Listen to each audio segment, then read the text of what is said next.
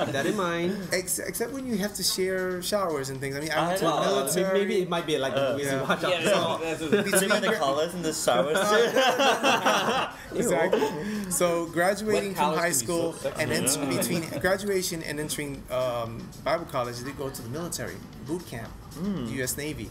So again, there I got exposed to what it was to be with other guys. All of a sudden my eyes are beginning to. So I'm beginning to say, wow, what do I do? What do I do? You know, very difficult. And actually in Bible college, it was hard to keep it together. Let's just put it that way. I got through Bible college and so on, but when I hit ministry, and this attraction to those of my gender is still around, and here I am, not married, and really, I think by the time I hit ministry, I did have a girlfriend. Again, and this girlfriend was serious. I mean, we were dating each other. Even though I was in another part of the country, she followed me to where I was. We established our connection. This lasted 4 years, this relationship. And but when my attraction did not go away, even though here I am in ministry, I'm trained in the Bible, I said, stop everything. I did 6 months of ministry and I stopped. I said, I've got to figure this out. And that's when I went back to New York and got involved with sexual addiction support groups, because I thought this was a sexual addiction thing. So I was attending sexual addiction support groups based on the 12 steps of AA. I was going to a support group within a Presbyterian church for anyone who's dealing with sexual temptation. All right, and then I was going to the ex-gay group. So I was going to all these 3 things and doing my master's in psychology, because I realized it's time to change careers. So I went to NYU and started my master's in applied psychology while going to all these support groups and trying my best to figure this out. And that's where I met Stephen at one of those support groups at the ex-gay group.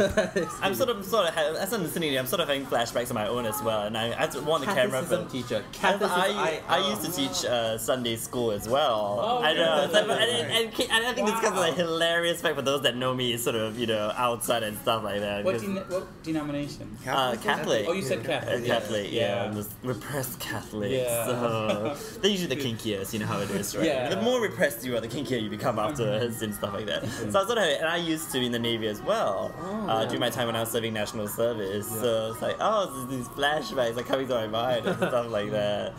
So, but yeah, so you've been here and you've been, doing good work and stuff like that. Where do you head off to from here? What's the plan next? What's next? Thursday, August the 13th. We actually speak on this topic in KL. Okay. We have a paper and a seminar on the ex-gay movement. We evaluate the evangelical ex-gay movement. Okay. And we have 7 or 8 points that we discuss. Okay. We have a paper. It's on our website again. And we footnote it pretty heavily.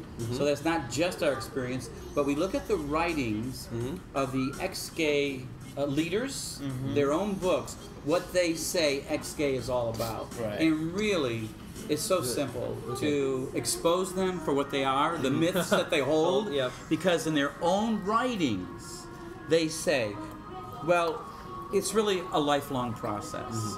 When we talk about change, they say, we don't really mean like hocus pocus change. Heterosexual. Yeah. And as you read their books, really, you come to the obvious conclusion that they're talking about behavior modification. They aren't talking about any real change in sexual orientation. Right. And then when you read the stories of those who have changed, they never talk about having this temptation to lust after women. Or the opposite sex. The opposite sex, yeah. Usually, we're kind of coming at it from the male side. That's our experience, and I've read more male gay stories of change than I have women. I don't know why. Right. Anyways, they just don't talk about change. They talk what they're actually talking about as you read their stories is again back to repression and suppression. And just modification of behavior. So we will be talking about that Thursday night. That's where we go, August the 13th. Okay. And then after August the 13th, we have a week where we will vacation without any responsibilities. Nice. Always very important. Yes, very important. Time. In the east, in the western side of Malaysia. Lamont. Okay. Yeah, Malaysia. Then we go to Bangkok for a week where we have scheduled that Friday. I think it's August the 28th. Hell yeah. You're going to enjoy A Bangkok. seminar. Yes, and we will take time to enjoy Bangkok. Oh yes, amazing! I love Bangkok. I love Bangkok.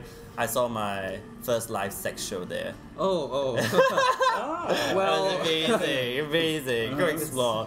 Well, anyway, it's been amazing talking to you guys. Yes. I mean, truly an inspiration. I really feel that when you guys step out to do this kind of work, it takes a lot of courage, especially coming to the places that you have been through and the kinds of experiences that you have been through. So I want to thank you again for giving us this interview. And of coming course, to Singapore. To close up our interview, if you guys could say anything to someone out there who's gay, who's still in the closet, who's still trying to reconcile his faith and sexuality, what would you say to them?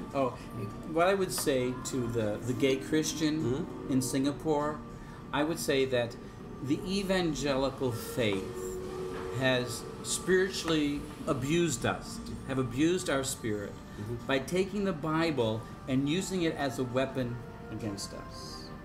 And that the scriptures that are traditionally used to wound us have been totally misunderstood. The word Sodom that has been injected in the Old Testament 4 times isn't even there as we look at the original manuscript. Just for an example. The Bible is not saying what traditionally we've been taught it says about homosexuals. To my fellow evangelical clergymen, I would say, I understand I've been there as an evangelical but re-examine it. The other thing I would say is that experience has taught us that we are gay, we are Christian, and it's the Bible, it's the way we look at the Bible that has to be re-examined. And we need to do that homework. No clergy should be quick to condemn from the pulpit, you're gay and you're going to hell. It's an abomination before God.